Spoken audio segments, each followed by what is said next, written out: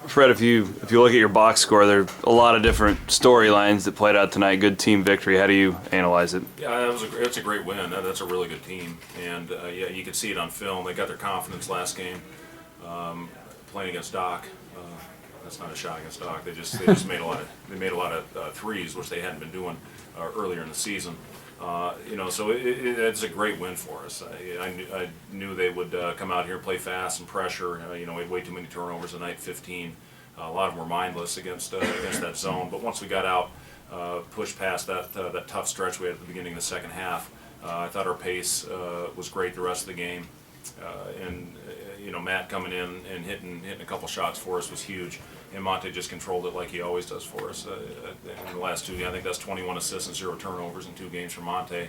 That's a heck of a stat line. Dustin came up with some huge plays, and George was unbelievable all night long. Fred, I thought Naz Long's 4-point play from the corner. I mean, you guys, they had taken the lead again when he did that. Just talk about that. Yeah, Naz, another guy, and another thing that I thought he really did a good job was going in there and doing a defensive effort on Randolph, who a kid that had 18 points in about 7 minutes in their game against Southern Miss last week, playing with great rhythm. Randy, I do take offense to that. I'll catch you. Okay. I'll catch you better. But it's Naz he's one of those guys. He's a two-way player. He does it offensively, defensively.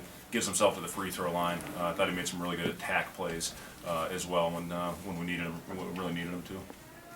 Were the turnovers the biggest concern, and how much of it was due to that trapping that they seem to be doing even in the half court? Several of them were against the zone, which you'd think, if a team goes zone, you could at least take care of the ball and get a good shot up on the board. I thought we handled the pressure pretty well in the full court. We talked all week, really. I mean, we've had a week to prepare for this game, that we wanted to be in attack mode all night long, whether they were pressing, whether they were man, whether they were zone.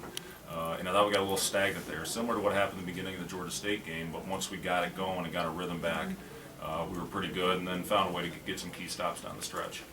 Is that the Matt Thomas that you guys saw when you were recruiting him and seen him at practice, and maybe we didn't see that to that extent last year? Yeah, and Matt had some big games coming out as a freshman. I mean, he goes on the road in BYU and knocks down 4 threes. First half, remember against K-State, he had 4 of them. Had some really good moments. But guys, it's hard going from high school to play major college basketball. And I thought Matt, had a solid year. He lost his confidence a little bit at the end, but he's been on a mission. I mean, he really has dedicated himself to doing everything right. And when you work as hard as the kid does, it's great to see it pay off. You had him out there, playing crunch time minutes. Was that just for his offense, or as noted earlier, he was really getting on the board? Yeah, that's why I kept him, because he was rebounding the ball well. I went with the guys that I felt were playing the best out there, and that's how we're going to roll all season long.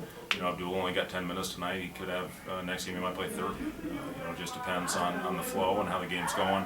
But Matt, he was one of the best 5 players out there for us tonight. What did you see from Abdul in his debut?